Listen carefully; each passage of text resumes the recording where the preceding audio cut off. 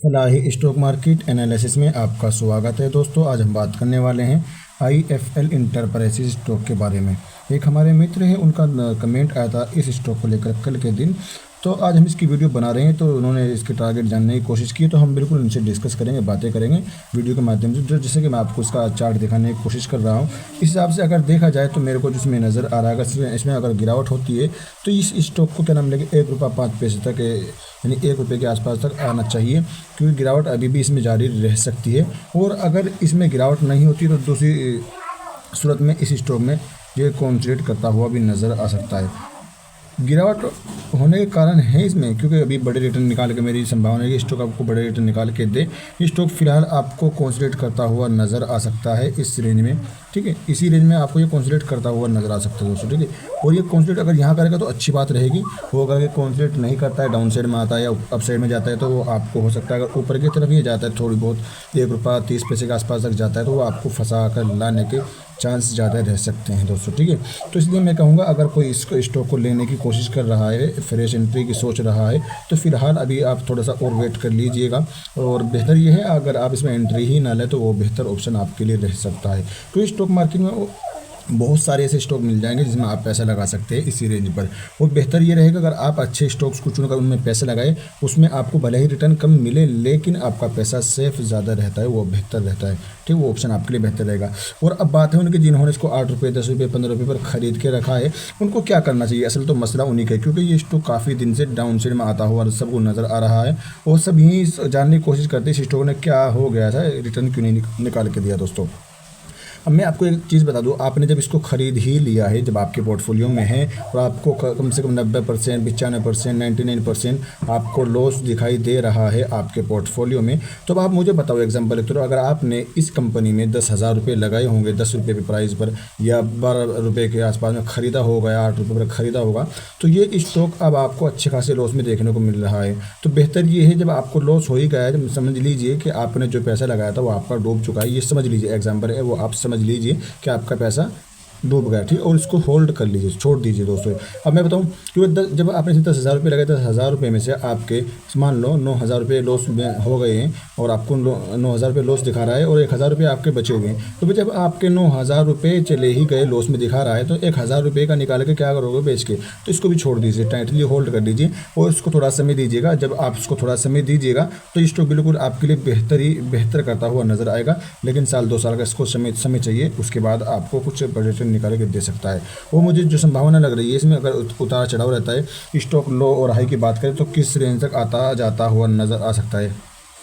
तो इसका सपोर्ट बनता है ₹1.14 से नीचे इसको नहीं जाना चाहिए। अगर ₹1.14 के नीचे स्टॉक जाता है तो आपको ₹1 के आसपास तक बिल्कुल जाता हुआ नज़र आएगा दोस्तों, ठीक है। तो इस चीज़ को नहीं भूलना है। और ऊपर की बात करें तो इस स्टॉक की जो है रजिस्टेंस निकल के आ रही है ₹1.26, ₹1.26 के ऊपर स्टॉक अगर क्लोजिंग देता है तो आपके लिए कुछ ऊपर के टारगेट निकल के आते हैं। फिर इसके टारगेट निकल के आते हैं ₹1.40 के आसपास तक के दोस्तों, ठीक है। और अपनी संभावना यही है कि इस स्टॉक में अभी आपको हो सकता है कॉन्सोलिडेट करता हुआ नज़र आ सकता है, या आपको मंडे से जहाँ तक की संभावना है, इस स्टॉक आपको लाल रंगों में ही देखने को मिल सकता है, यानी कोई बड़ी संभावना नहीं रिटर्न निकाल के देने की। तो इससे अभी आप थोड़ा सा और लंबे समय के लिए छोड़ दीजिए, और इसको भूल जाइए। अपने पोर्टफोलियो में आप सोच लीजिएगा IFL हमारे पोर्टफोलियो में है या नहीं है दोस्तों, इसको भूल जाइए। और 2 साल इसको होल्ड करेंगे तो बिल्कुल आपके लिए बेहतर करता हुआ नजर आएगा, क्योंकि मैंने भी अक्सर ऐसा ही देखा है, जब कोई कंपनी हमें अच्छे खासे लॉस में देखने को मिलती है तो उसको भूलना पड़ता है। और जब भूल जाते तो अपना, जब उसकी कुछ रिजल्ट अच्छे आते हैं, उसमें कुछ उसकी परफॉर्मेंस अच्छी देखने को मिलती है, तो फिर हम मौका देखकर अपना हिसाब बनाकर उसमें एवरेज कर लेते हैं। तो वो ऑप्शन हमारे लिए अच्छा है, कि फिलहाल की कोई अच्छे अंदर की परफॉर्मेंस मेरे को अच्छी नज़र नहीं आ रही है, इसलिए में भी आप बड़े टारगेट लेके नहीं चलना है दोस्तों, ठीक है। और एक तरीके से अगर मैं बता दूं, स्टॉक में जैसे गिरावट आपको देखने को मिल रही है, तो मैं आपको एक चीज़ दिखाने की कोशिश ज़रूर करूँगा दोस्तों। तो स्टॉक ने देखो यहाँ तक का हाई बना के रखा है दोस्तों, यहाँ पर हाई बनाया था, करीब 10-12 के आसपास का हाई बनाया था।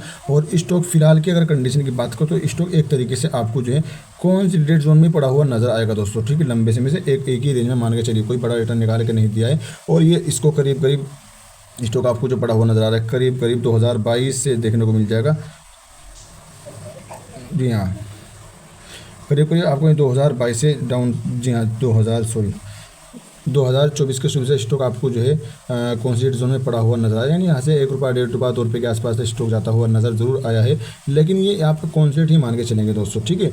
और ये अगर आपको 1 साल और ऐसे घुमाता है तो यहाँ से फिर इसके नीचे कहाँ जाएगा, और ये स्टॉक कॉन्सोलिडेट करे तो अच्छी बात है, लेकिन जब ये रिटर्न निकाल के देखा, जिस दिन इसमें अच्छाइयाँ नजर आएगी, इसकी अच्छाइयाँ होती नजर आएगी, आपको रिजल्ट अच्छे आएंगे, इसके कुछ खबरें अच्छी आएंगी इस स्टॉक के लेकर, तो ये स्टॉक फिर आपको फिर से 10 रुपये के आसपास में जरूर जाने की कोशिश करेगा दोस्तों। तो मैं आपको इसके इंडिकेटर भी दिखाने की कोशिश करूँगा, चलते डायरेक्टली इसके इंडिकेटर की तरफ दोस्तों। तो हम आप बात करने वाले इसके इंडिकेटर की दोस्तों। सबसे पहले हम इसके टेक्निकल इंडिकेटर पर आ चुके हैं, जैसे कि मैं आपको दिखाने की कोशिश कर रहा हूँ। IFL इन technical analysis daily, weekly, monthly के हिसाब से हम बात करेंगे कि क्या संभावना निकल के आती है, क्या इसमें तेजी बन सकती है या नहीं दोस्तों, ठीक है।